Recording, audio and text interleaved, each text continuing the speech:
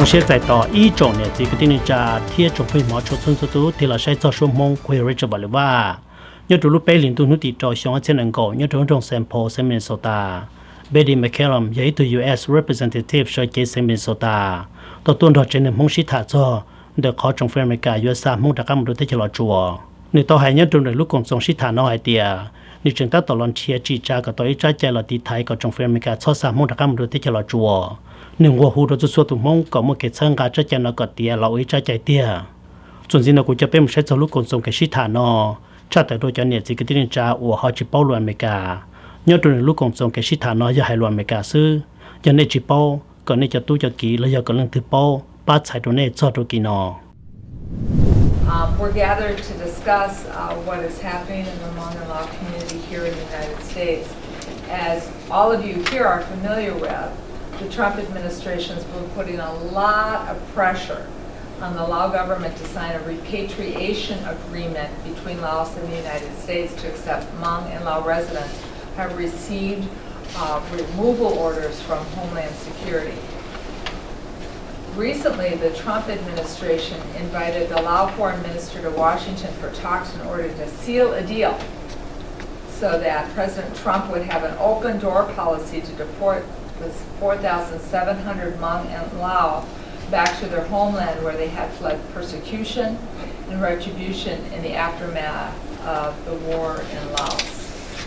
And that prompted my office to send a letter to Secretary Pompeo bringing to his attention that I was very much aware that he was negotiating with the Laos People Democratic Republic on an agreement for deportation of long-time Lao and Hmong residents.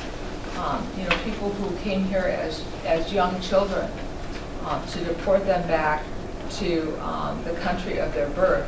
But I've also since found out that even individuals born in a refugee camp in Thailand, the Trump administration considers them Lao charges, and so even people born in the refugee camp are part of that deportation. This is going to tear families apart who have known no other place than the United States, such as their home. They're Americans, just as the dreamers that we talk about who came here with their parents as very, very young children. They consider themselves as Americans well.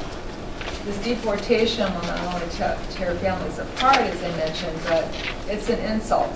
It's a betrayal to the 35,000 Hmong who were killed in action during the war, the Vietnam War, the secret war in Laos. It's your parents and your brothers, your uncles and your friends who served in the Lao Royal Military. They didn't get to pick and choose if they should rescue and recover Democrats or Republican service members. They rescued service members, and they did so putting their own lives and their families' lives at risk. And I know that I serve on the Defense Committee. I've been active. I was just with the Veterans of Foreign War this month, and they appreciate and they honor the sacrifice that were made to rescue and recover Americans.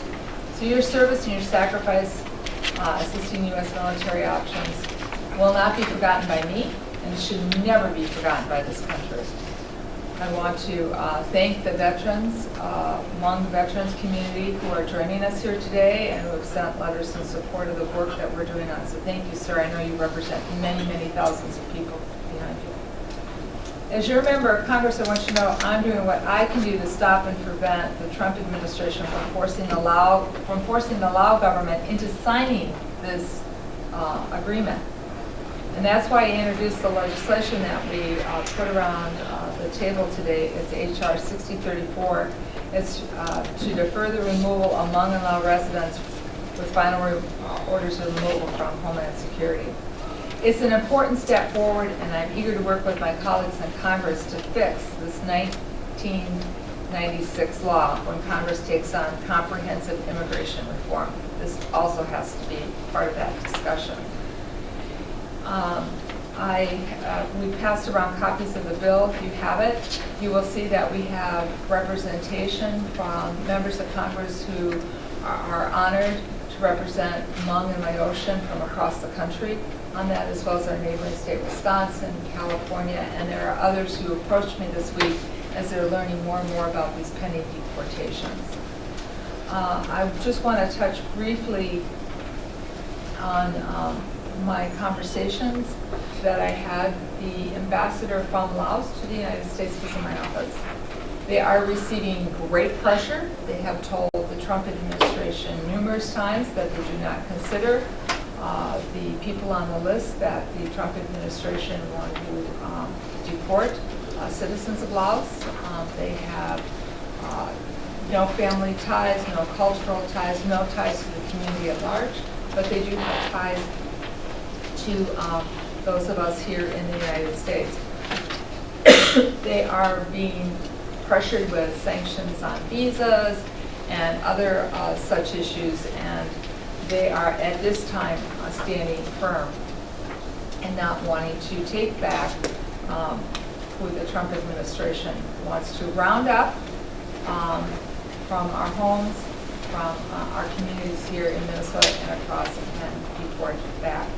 I do want to be clear, they said if anyone wants to come back to Laos, they're welcome to come back, but they do not want people who are removed forcibly from their homes, their families, and their communities here in the United States to be forcibly returned back to Laos.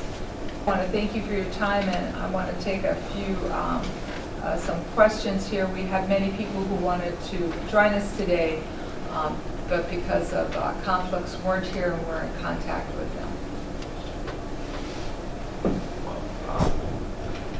Next, want to see if anybody have questions first, especially those of you who are from the community or from a stakeholder agency. Before, I'd like to show like myself and Suab telling Councilman Guy how, you know, we mainly, it's just going to clarify how something. So first, just want to see if anybody else has questions for Congresswoman Betty McCollum, and I'm here standby, and also Councilwoman Susan and City Council Dai Tao also stand by for any question that you may have to us too. So I don't understand all of what you're going to be proposing, but I was just curious if you can explain more about the 72 months thing, because I feel like while it is good, is it just a period where after the 72-month period, is it going to open the door wide open for people to just be deported then? Is it just a 5-year wait until that door actually opens?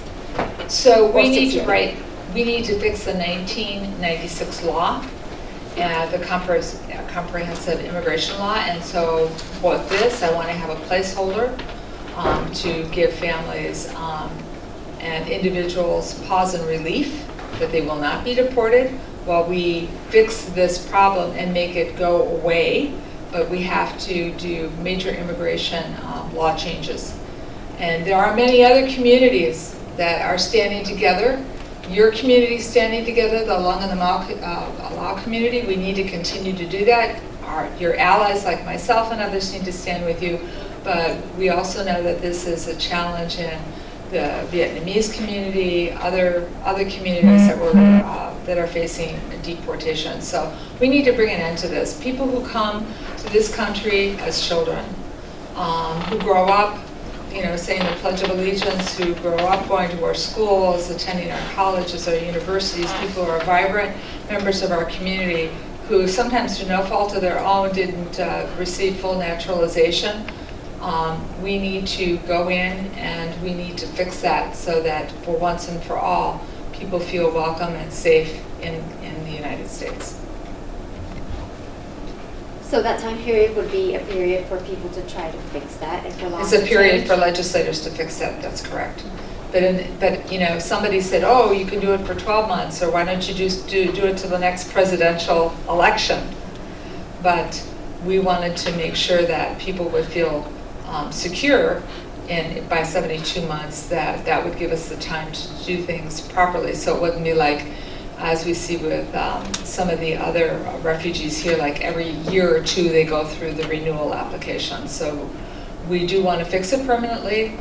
That is my goal, to do that. But in the meantime, to give everybody that chance to really kind of exhale and get together and fix the law. So that's a great question. Thank you much for asking that. But in the meantime, we want to make sure people have the ability to work. So if you see after that section of the bill, it talks about people being allowed to continue to work.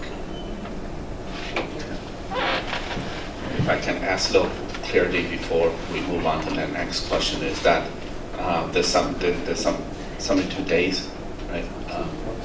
Month, there's some in 2 months. Is that after the bill is passed, right? And since right now it's still in hearing, so when are we expect that the bill is likely to pass, and when will that be? So one of the important people on here, who's one of the authors on this, is Ms. Zolofgren. She's from California, and she's on the Judiciary Committee, and she's an expert on immigration law, and she has worked to stop many of the removals that President Trump has worked on, to bring focus and highlight on it. So I'm hopeful that we will get a bill hearing in the Judiciary Committee. We are currently actively seeking a sponsor in the Senate. We are having conversations with people. So as you know, I served on the City Council, so it was one stop, and then you had to get the mayor to sign it. But now you and I, we have to get other people to be engaged in it. And that's why today's meeting is so important. We have to keep the awareness without crazy, you know, people in the community are fearful. And we want people to be organized. We want people to be standing together, speaking out about this, to put a spotlight on it, and also to let the Lao government know. That was part of the conversation I had in my office with the Lao government, that I don't agree with the Trump administration, that I do not think the Lao government should even be asked to take these individuals back, forced to take these individuals back, that we need to work through our problems here in the United States and not allow the Trump administration once again to, you know, we see this happen. There's a common denominator here, right? Africans, Latinos and Latinas, Asians, and it's all about creating fear and division in this country. And what we need to do is we need to stand united to say, no, we are not going to be part of the Trump administration's divide Americans, pit Americans against each other, against refugees who come to this country. So it's a real push on refugees all over. The Hmong and the Lao are just the latest to experience this lack of empathy, and I would say lack of appreciation for what the Hmong and the Lao people did for our servicemen in the war. Representative McCollum, thanks for coming. I guess my question is, so besides this, and if this moves and how it moves and things, can you talk a little bit about that perspective about kind of other refugees? And I know you are aware that this issue is not only impacting the Hmong and Lao, it's the latest community. But are there other efforts in which you're seeing, if this doesn't move, what are other strategies that are already moving that you might be working to support to give communities some sense of what's possible to do at the federal level at this point? For example, the Vietnamese government signed documentation with the U.S. government to do deportation. If we can fix this law, they can be allies with us in stopping that from happening to their community members as well too, and other communities. So we need to reach out. I know many of them are like, they want to be included in the bill, but some of these governments have already signed the agreements, but if we can change the law, we can go back in and change that for them as well too. So we need to be united to prevent, to the best of our ability, the Lao government from signing this, because if the Lao government doesn't sign that they will accept them, then they won't be going there. And that's why it's the last community that we're seeing that's facing this, I just think horrific action against refugees. And I think one of the things that we had heard was that the administration feels that they do not need any memorandums to deport, that it is the duty of countries to deport. And so I just wonder if there are other administrative mechanisms that prevent this kind of aggressiveness, right? So I wonder if you thought about that, because that is something that we've heard, right? That it's not just about, our push for having an actual memorandum is that at least everybody can see it, and we would then have conditions to understand how to hold our own government accountable. But without a memorandum, and if the belief is that they indeed do not need it, what are other mechanisms that might prevent deportation of this community? Either the Lao government agrees to take or they don't. And the Lao government right now is like, if people want to willingly come back, they are welcome back. They have told the administration that, my understanding, and things can change from day to day, but my conversation with the ambassador to the U.S. from Laos was that the person had to be willing, and they had to have a family member, and they had to have connections. And if all those mechanisms were in place, then they were welcome to return. And that's, so I'm not going to get into negotiating what the Lao government may or may not want to do. I just think that what the Trump administration has been doing to refugees is wrong, and we need a comprehensive immigration reform. But to make a community that came here fled for their lives, for children born in refugee camps or brought over here very young, who have known no other home. You've done pretty good in trying to keep the younger generation engaged and being dual language, but they've never lived over there. They have no connection. The United States is their home, and if they've committed an indiscretion or they've committed a crime, because that's how this deportation is based on, right? I come from a culture of forgiveness and reconciliation.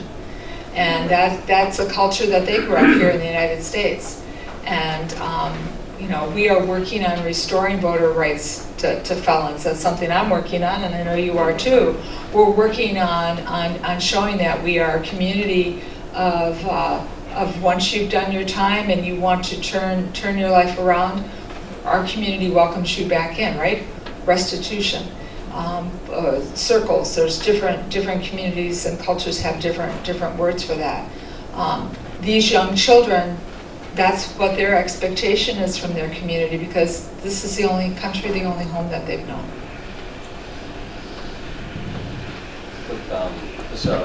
If you can help update us on, since the bill has been introduced, what kind of movement or support are we getting from the other side of the aisle? I don't recommend the name here. See if there's from the Republican Party.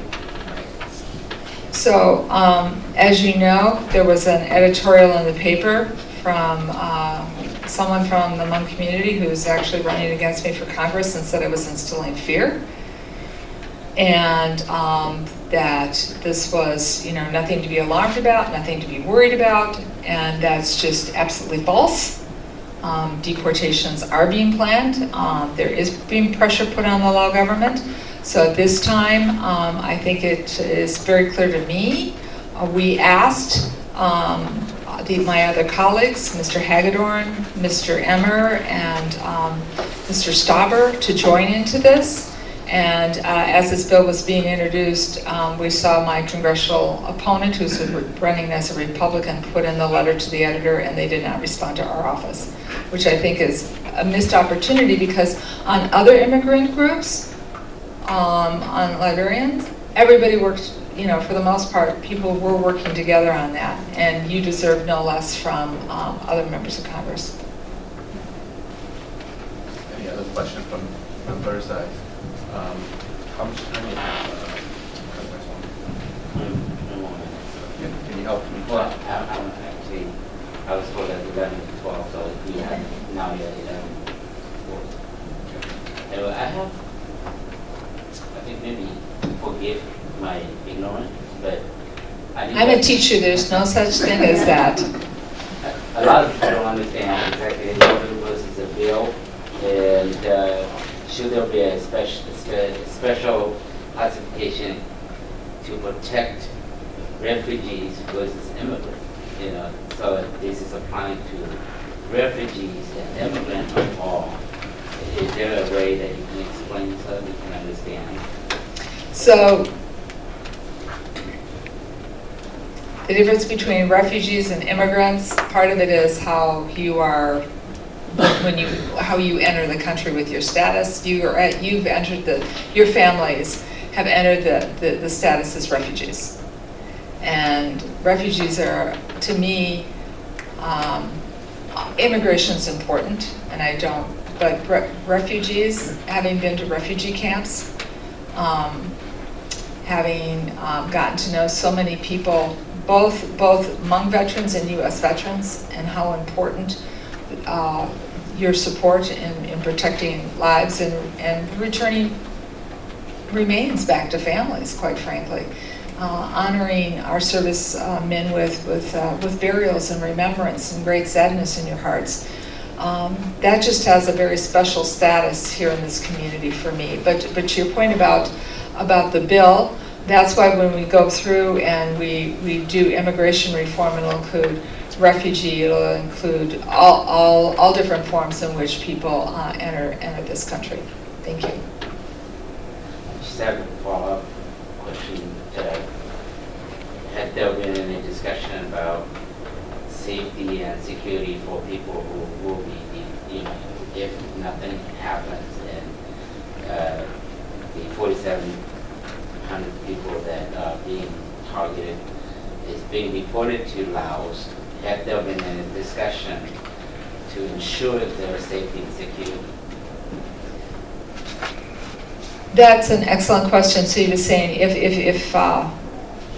if these individuals are to be deported, what guarantees their safety and security?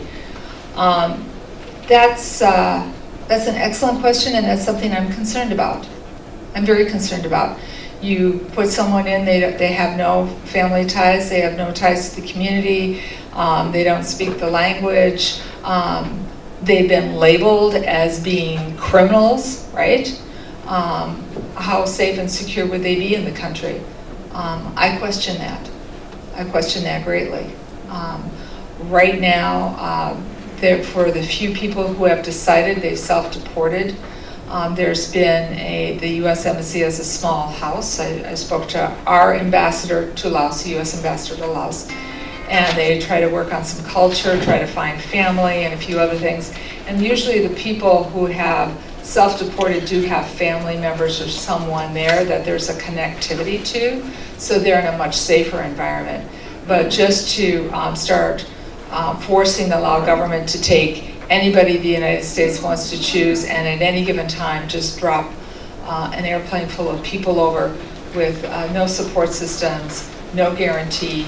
And I would even say, even if the Lao government was to attempt to guarantee, there's no guarantee how successful that would be. They're a very limited sourced country. And their first worry and concern is going to be to their citizens' right, not to people President Trump would have forced upon them. So I think you're right to be concerned about their safety and their well-being, and I totally agree with that and express that both. I've expressed that in statements that I've made publicly, and I also expressed that to the ambassador to the United States from Laos. And he's like, these people would not be welcomed back. And to your point, that should make everybody feel very concerned and very alarmed. Yeah, one of the reasons that brought my attention to ask the question is that, as you can see, the world report the coronavirus. If you see the map, you don't see Laos in there. That means Laos never have that kind of problem. The World Health Organization reports AIDS and the HIV problem. You don't see Laos on the list. Laos is problem-free. It's probably one of the most corrupted countries on earth. And we don't put a measurement that we keep sending all these people back, whether it's volunteer or forced. There is no way our community can be happy with our government not to put a measurement to ensure their safety and security. 3 months, 3 years from now, of all the Hmong refugees that came to America, we are being labeled as the opposite of the people who fight against communism. That means we are already a criminal over there to begin with. And so if there's no measurement, there is no way these people will be safe. That's just my 2 cents. You made my point for me very eloquently. That's spot on, that's a concern. If we're to engage with the Lao government to have it be more open, this is not the way to do it, right? It should be through some of the trade that this community has been working on. It should be through cultural exchange. It should be so many other opportunities to do so. During the last flu battle, H1N1, I was working to have our doctors, work with their doctors and their hospitals, and you can be part of a surveillance system. We can work together. It's a very closed society, to your point about not being very open about numbers and that. So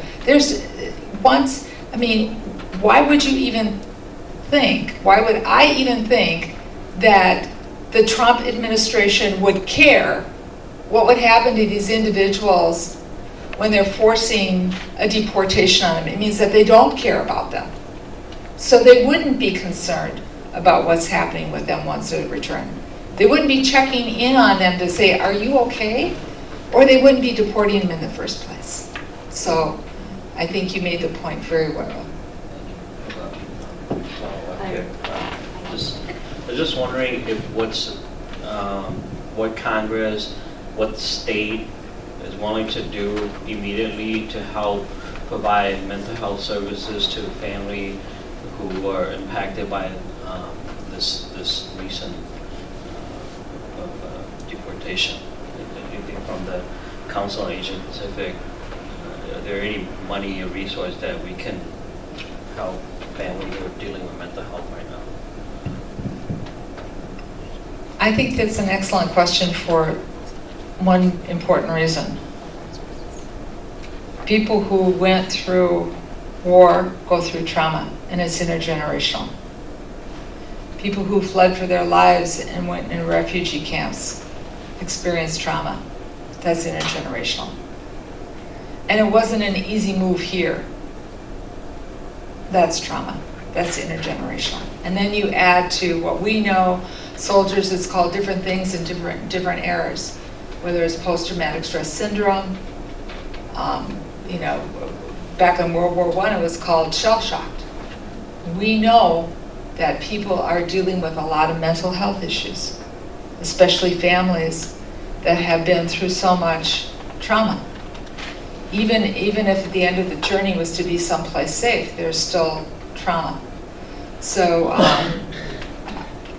right now, it would just fall onto our normal mental health system, which we all know, and we have someone from Ramsey County here, right? We know is under-resourced as it is. So this is just adding more pressure to our mental health challenges here in Minnesota and around the country, because this just isn't in Minnesota where this is happening. So we need to stand up and ask for resources and protect the healthcare resources that we have here now that are under attack. I'm going to be political here because we just got the president's budget. You can see it. That's under attack in the president's budget.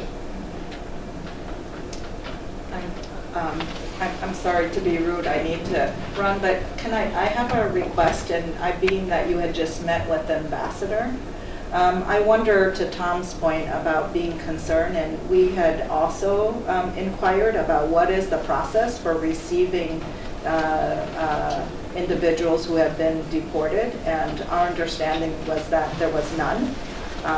Once they get there, they really sort of just turn them over. But given the great concerns, I wonder if your office might send a request to the ambassador to actually document if there is any administrative processes and how that happens, because I do think that that is a great concern, and there are individuals who certainly have been returned who have let us know that they have not gotten any sort of help, and so even with the transitional facility that is there, that they didn't even know it was there, right? So I just feel like, yes, do everything to prevent this from happening, and then administratively, what can we learn about what the administration, or, well, we know what the administration will or won't do publicly, but it just feels like that is an urgency to understand what might be in place to when folks are returned. Well, I could certainly do that, Yeah. but I think let's be honest, I think we all know the answer. We're cutting health care for Americans here. We're putting work requirements on Americans here. We've told immigrants that are here, you know, if you ever apply even for SNAP for your kids, or you even go to a healthcare facility to make sure your child's healthy or to get immunized, that's going to count against you. So I don't think this administration is going to be helping people that they deport into a country. These are people that they see as disposable. So I can certainly ask that question. I did a little bit from the ambassador, but I don't want to raise hopes and expectations that this administration, even if they said that, oh, well, you know, we'll look into it, that they would follow through on it. When we see what's happening with folks here at home having services cut, and the cuts in foreign aid in general, and then using, you know, visa and possible, you know, foreign aid, the little bit that even goes to Laos as a hook or as a trigger, we'll cut it off if you don't take people. So I, as a mother and as a sister, I get what you're saying, but I don't want, you know, even if I was even to make an inquiry like that, I would not want to raise any kind of false expectation that this administration would, I'm trying to use good language here, would give a darn about what happens to those individuals. Because if they did, they wouldn't be looking at deporting them in the first place. But I appreciate your comments, and I hear what you're saying. Yeah. I just want to say that, though, before you leave, I want to thank you and the work that Cal does regarding the whole entire deportation issue. I know that you've held several community meetings in which these concerns have been addressed. And mainly because of the leaders in this room, the leaders in our community that have really heard from the people, the concern, and taken that step. I also want to just say that, you know, we all have a part in this work, and that means that all of us, individually, collectively, together, have a part in whether or not things is going to move and whether or not work is going to progress and in the direction where we're going to prevent this from happening. Congresswoman Betty McCollum, thank you so much for your bill. I do want to say that there's many things that we can do for the people at home, the people at this table, is we need to write our congressmen and women and let them know that this bill is out there and that we need their support on this. My congressman, Dean Phillips, is already on here, but as well, we need to write all of our congressmen and women and say, look, this is important to us and we need your support on this bill. And we need to reach out to our elected officials and also do the same. Those are the ways that we can contribute. I also just want to say that don't forget your local elected officials like myself, city council members, our state representatives, our state senators. because unless we hear from people, we're just basing our work off of what we think we know that people want. And oftentimes, I know you guys will feel this way too, when I go to my colleagues or I go to the mayor or I take it a step further, I want to show them these are concerns that came from the community. You see the letters I received? There's hundreds of letters that I've received. There's hundreds of people coming to me. That has power when we do that. But if I know there's concern out there but I don't receive one letter, one phone call, or one email, I've got nothing to stand on. And I just want to encourage the people at home, I know all of you guys are very concerned. I know the people here at this table is very concerned. But if you are, please write your council members, write your state representatives and your state senators, write your congressmen and women and U.S. senators. Because unless you do that, they don't know if there's really the amount of people out there that really do care about this. Work can get done. And this bill needs to have traction and it needs to pass in order to help our community. I just want to give a quick update that as a council member in the city of Brooklyn Park, we have been working the last couple of weeks on putting together a resolution. A resolution is really a statement of support for the Hmong and Lao community that are subject to deportation, something that we're going to be sending to the Secretary of State and to our governor. We know our governor is already supportive of this, but we want to let him know that we support our community. And that's something that everyone can be a part of in your own way. Take a part, do what you can do. That's the extent of my power as a council member. I want to let everyone know, but we all must do our part, right? Whatever part you can take, you must do that part, because only then can we really do something and make something happen. I also want to say that we are aware of the panic that's out there is very real. I've talked to many people who are really scared. I don't want you to panic. I don't want you to live in fear, but I want you to be concerned because it is very real. And I want you to be proactive and actually do something about it. I know sometimes we don't know what to do. So reach out to the people, the people here at this table. Reach out to the nonprofits, the community organizations. Reach out to your elected officials and say, how can I be part of this? How can I be a part of making something happen? I just wanted to say that because it does take all of us. It takes all of us to make this happen. Yes. Yeah, okay. Sorry, I feel like I'm taking up a lot of your time, but I just want to say I really appreciate the work that you're doing and that it's important. And as I'm looking around, I know that every single person in this room will be impacted, whether directly or indirectly, because we're all going to know somebody that's going to be impacted by this. So this is important work, and I appreciate it. And I also appreciate what you've said about supporting families. And so I know that we as a county are looking at how we can provide wraparound services to support our families within Ramsey County. And then looking at also what, resolutions and proclamations and all those things in support of the work.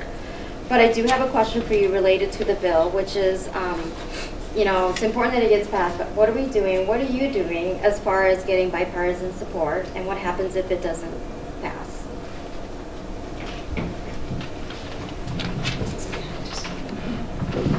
Well, I'm reaching out and I'm talking to individuals, but it doesn't, a real mixed message, I think, was said by the editorial from the person who wrote it, saying that, I was creating fear and, everything's fine, basically. So it's up to you within your community to kind of, I love the way you said that, Susan. Be concerned, because when you're in fear, you can freeze up. This is not the time to freeze. This is the time to come together, to coalesce, to move forward, to take action, and to ask others to stand with us, and to have a movement on this, and to reach out to the other immigrant communities here in the Twin Cities, the churches, the mosques, the synagogues. I've been talking to many Jewish members about this, and they're expressing interest in. We have one representative on the bill already, and he's talking to more of his colleagues on this. We need to get a Senate author, and as I said, we're talking to people about it, but we have 2 senators here in Minnesota. We have Tammy Baldwin in Wisconsin, and you know, we have other Senate offices that we can be talking about. We're going to try very, very hard to get a hearing in judiciary, but this is where the community is impactful in the multiplying effect, the effect of all the allies that you have here in the Twin Cities. You know who they are, the nonprofits and that Susan, you know, to get them to do letters of support, to get the same, and then to talk to your counterparts in Wisconsin, in California, you know, there's a group that used to be very engaged in Boston. You know, you have family and outreach all across this country now. And to do that, don't underestimate the power of the phone call, the power of the letter. And I think when Republicans see that this is something that you see as a fundamental human rights issue, of how people who have lived in this country and grew up in this country are treated, we will change hearts and minds on this. And I'm not going to give up. You know, I'm not going to give up on this. And the more of a spotlight we put on this, I also think the Lao government knows, hey, there's people who agree with us. These people should be coming back, and it helps them perhaps in resisting some of the Trump administration's punishments. And that's what they're doing. They're not using any carrots on this. They're using sticks. We take away visa. We're going to do this. We're going to do that. And they're ratcheting it up. So if they know that they can point back, and that's why I took the meeting in my office, they can point back and say, you know, not everybody's agreeing that what you have is a good idea or a great solution here.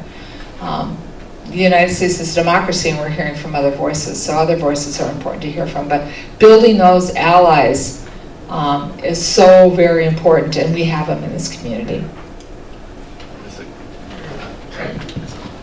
Okay, that's going to be my last question for the concern about the other veteran from the Hmong veteran XIONG history to protect the human rights for the Hmong people in the United States.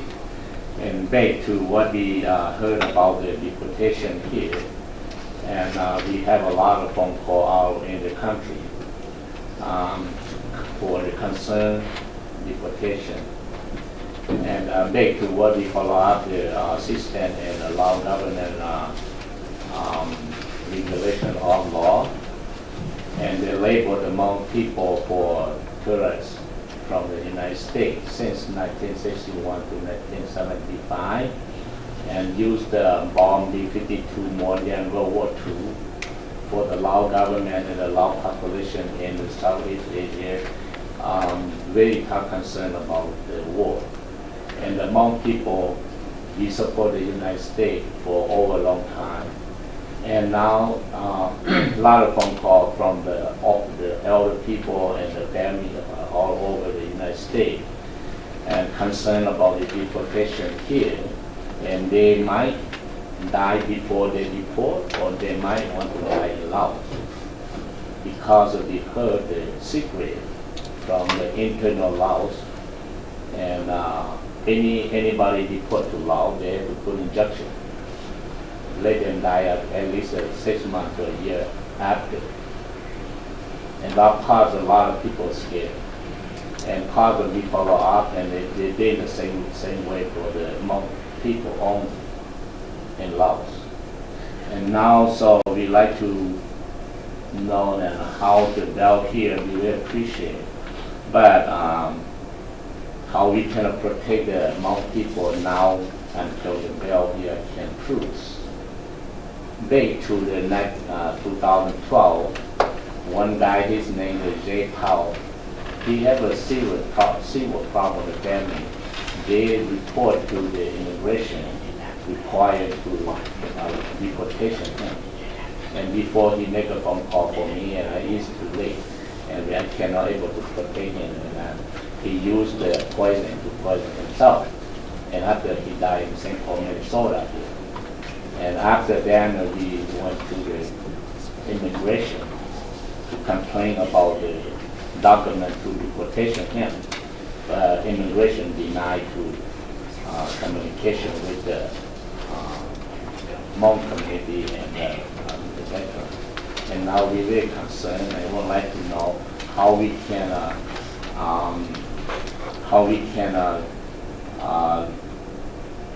leave a message for the people or the Hmong people or the United States to calm down and for the concern because we have a lot of concern and maybe we are critical Hmong family more than the disease from China. And I'm here, so I'd like you to help to answer the question and see what we can tell all the people to cool down.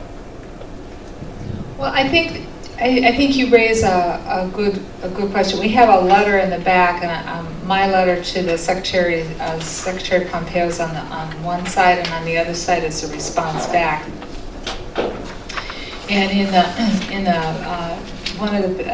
1 to 3rd paragraph, it says, before receiving their final orders to remove, these Lao nationals had the opportunity to seek protection from return if they fear persecution under laws consistent with U.S.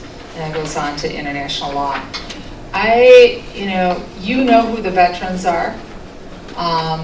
They would definitely, in your opinion, be a target. Family members of those veterans would be a target. And I think that's something that working with the community, the councils and things like that, to come up with another letter to them asking, like, what documentation do you need to protect yourself from this if you're a veteran? Might be one step we could look at. I don't know how. You mentioned the person went through immigration and didn't happen. So, we've got attorneys and folks to talk to and really put the pressure. That's another way to put the spotlight on why these deportations are so wrong, right? And the risk that people could be at being deported. So I think your question is a good one, but I think it is one for us all to work together as allies and community on what we can do to make sure that people are fully informed of their rights and their rights are respected. Thank you. Hi, welcome. Why don't you come over here? It's not going to go that far.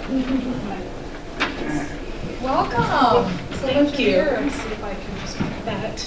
Come closer. Maybe I don't actually need this. I think it's easier for people. All right, so many of the individuals who are still here know who I am, but for the record, my name is Sia, and I am the Executive Director at the State Council on Asian Pacific Minnesotans. Just to be sure that you all understand, our statutory role and responsibilities in government is to advise the governor and the legislature on behalf of all Asian Americans and Pacific Islanders in the state of Minnesota. And yet, even as a state agency, we recognize very keenly that federal policies have local impacts. And so on an issue like immigration, we are often called on by members of the community and members of our congressional delegation to weigh in, if not to, but for the most part, facilitate communication. And so, Congresswoman, first and foremost, I want to thank you for your leadership on this issue in all of the years leading up to today, and I want to thank you in advance for your ongoing leadership on this issue. I know you brought up the fact that there have been grievances leveraged by leaders of the community, including some of the very organizations that we would right off the bat assume are our partners in this ongoing fight for justice for our communities. You mentioned several times that there have been accusations that you're politicizing this and that you're causing panic and fear. But I want to be one of those individuals who make it very clear to you that I understand that your letter, and it's already increasingly clear, but it will become crystal clear in the months to come, that your letter was the canary in the mine. Without your letter as a catalyst, we would not be having these very much needed conversations about how, when, and why we should mobilize. And And without that letter, we would not be having these conversations that demonstrate our recognition that we are the ones we've been waiting for. And so thank you so much for your leadership and your letter. And I want to make it clear to the community members that sometimes it can be difficult for you to understand the council's statutory role and responsibilities, but we're here to assist in the most appropriate manner. We've taken a position on this issue. We have stated very crystal clearly that we are against the deportation of legal permanent residents. And what that has allowed and will allow us to do is to assist you with, for example, the act of writing a letter to be sent to any members of the Minnesota's congressional delegation or others. It's also really important that you also communicate with your state legislators and the governor. We're more than happy to help facilitate communication between you and these entities at the state level. And then, to Councilmember Daitau's comment earlier about mental health. If it helps, know that the Minnesota legislative session is at play right now. You have Senator Hurst sitting to my right here. It's totally possible that you could approach any members of the Minnesota legislature or our office and suggest the idea of a bill to be pushed through the process asking for appropriations for mental health support. That's not something impossible to do even in a bonding year like this one. So I want to put that on the table. And really thank all of you for being here today. Many of you have responded beautifully to our call for assistance, and really thank you so much for your leadership. And then of course, Congresswoman, thank you for your leadership and your ongoing support. We're all going to need one another in the coming weeks and months and years. Thank you.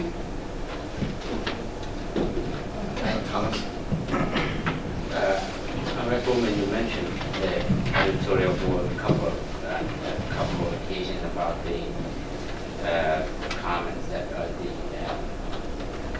the column that was put in there regarding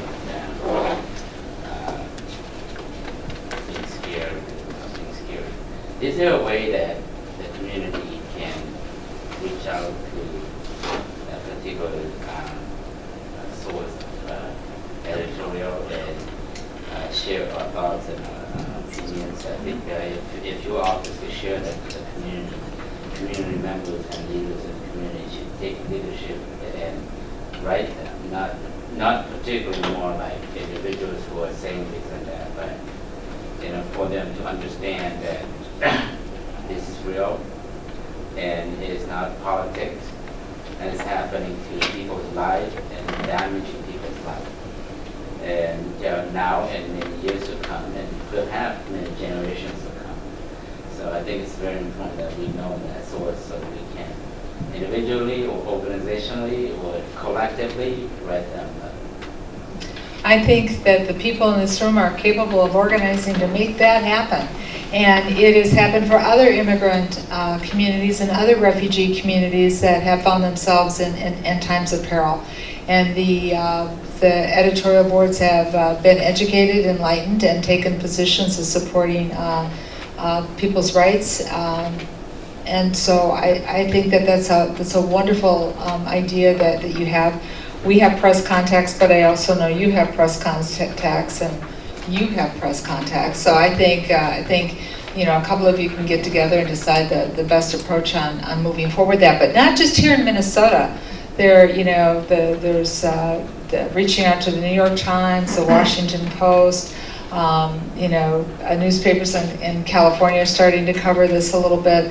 The coronavirus is taking a lot of oxygen, right? But that doesn't mean that you don't still mobilize, organize, and that. So I think there's the people in this room who know exactly how to do that, and anything we can do to be helpful, we are ready to be an ally.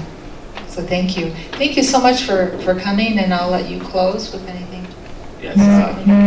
Thank you very much for coming, and also thank you, Congresswoman Betty McCollum.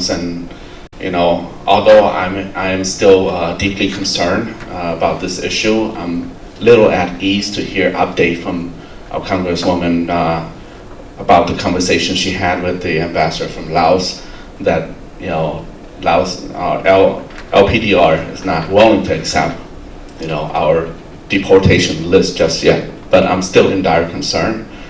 We still have to continue to pay attention on this matter and also make sure that this bill move forward because this is a country that governed by the people. You know, LPDR, ambassador, they can make decisions just like that, but we are governed by the people. We have a process that we are taking, and people need to hear from, we need to hear from the people too at the same time. You know, I know that, you know, also tell your relative that live in other state to contact their congressman, congresswoman, or state, or senators and even state senators. You know, I see Congressman Jim Costa is on this too, you know, in Northern California and so forth, and also in Wisconsin, North and South Carolina, Florida. So I want to strongly encourage that, and hopefully the bill pass and we give time to fix our immigration law in support of refugees who are legally coming here to this country.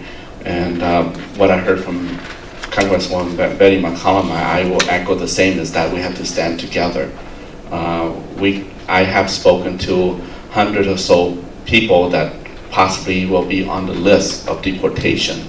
And I know there are different individuals have different degree of incarceration, and they have served their time. But we have to stand together as one community. And I'm thank you for all of you being here. Thank you for our elected official, and especially Congresswoman Betty McCollum and her staff. I also want to see if her office will leave a number, because my office had received overwhelming phone call that with just me and my staff, we couldn't take it all, and we have the house member. We actually designate a house to have an intake phone line for that, and if your office can announce that number so that, yeah, okay. I don't even have to announce it. It's written down for you. It's on the constituent guides. We've got some cards and things on here, and I want to especially thank Charlie, who's been meeting with people on this from my office. And I know that we will get support from the other offices, but if people have an opportunity, call, you know, as I said, we need to move this bill in the Senate. So if you know of family members and community members in other states that I should be reaching out to and talking to their representatives on the floor, I'm happy to do that. So it comes from both angles, from me and from grassroots. And then we continue to have conversations with the Senate, but it would be nice to get a Senate companion bill dropped as soon as possible. Congresswoman, I have a quick question. In the Senate, and this may sound like a rhetorical question, but because of the makeup of the Senate, what are your thoughts on, do you have a preference for going after a Senate author that is a Democrat or a Republican? It'd be wonderful to get a Republican, and it'd be wonderful if we could get some Minnesota Republicans on this bill too. I think that they were given some very serious misinformation as to what this means, and if they can stand up for other communities, whether it be Iraqi translators, dreamers, you know, people from Africa that have been at risk of deportation, they should be standing in solidarity and unity with the Lao Hmong residents here in Minnesota, across this country, who entered this country legally and consider this country their home. They shouldn't be treated any different. Thank you. 一种呢，这个定在贴中会毛出从速度可能会报道了那样 Betty McCollum， 也一对 U.S. Representative 设计在 Minnesota， ตัวชิฐานทอดจะ设计ในห้องเนี่ยตัวลุงจงเซมโพเซมินโซตาจอนเดคอจงเฟรมเมกาอยู่3ห้องตะกำรู้ที่จะรอจัวอีจงสีในต่อไอเดียแต่ชินอนในจึงตัดต่อลันเทียเกจีจาก็ต่ออีจะรอตีไทยก็จงเฟรมเมกาช่อ3ห้องตะกำรู้ที่จะรอจัวหนึ่งว่าหูก็อีจงเนี่ยจิกตินจะเทียจงพยมห้องเนี่ยตัวที่จะอเมริกาก็มือเกชิกงเตลอเชื่อใจจะนักก็รอเตียรออีจะใจเตียกูอยากเรียกว่าเลยว่านักการจงในส่วนสุดตัวเป็นมาชินจิโย